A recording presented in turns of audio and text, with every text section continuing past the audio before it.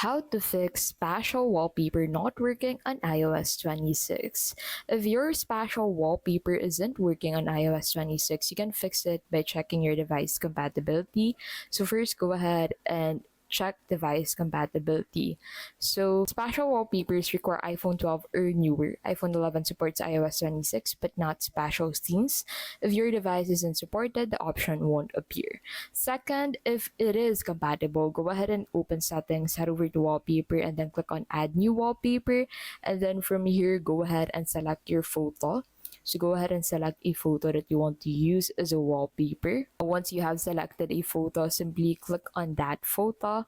And then once you have opened the photo, you'll be able to find the spatial scenes option in here. So if the toggle is missing, update to the latest iOS 26 build.